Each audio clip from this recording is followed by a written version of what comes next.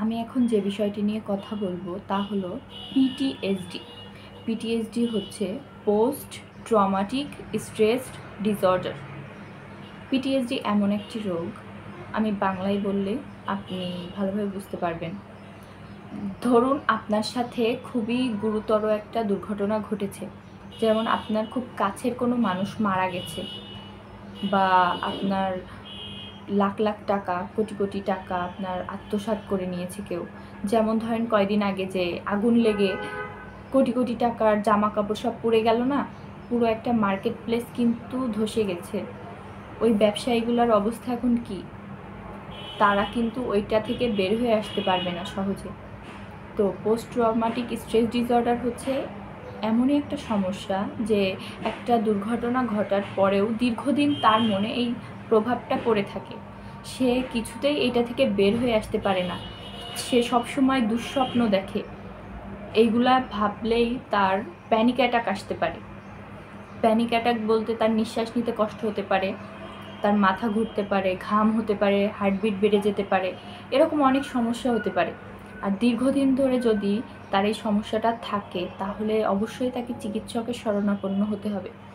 কারণ post traumatic stress disorder বা পিটিএসডির ফলে ব্যক্তি আস্তে আস্তে তার বেঁচে থাকার ইচ্ছাটাও হারিয়ে ফেলতে পারে।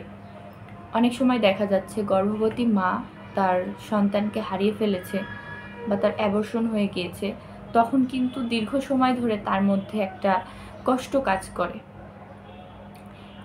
অনেক সময় দেখা যায় আমরা আমাদের আশেপাশের এরকম অনেক সমস্যা থাকা ব্যক্তিদের কষ্টটা বুঝি না, না বুঝে অনেক সময় তাদেরকে কষ্ট দিই, তাদেরকে অবহেলা করি, তাদের সাথে ঠিকমতো কথা বলি না।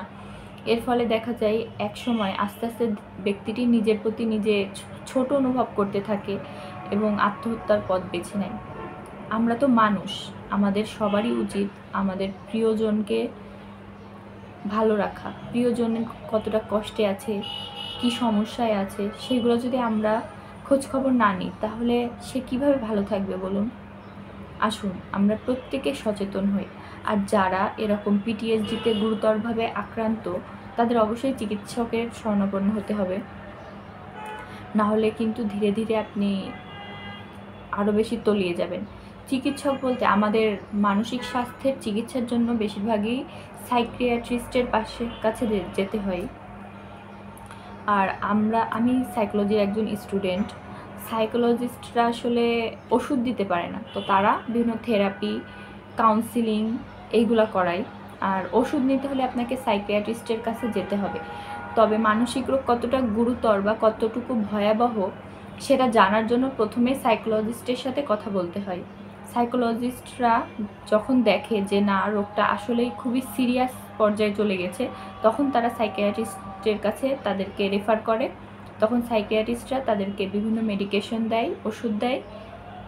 তবে মানসিক রোগের একটা সমস্যা হচ্ছে এটি হুট করে কিন্তু ঠিক হয়ে যায় না।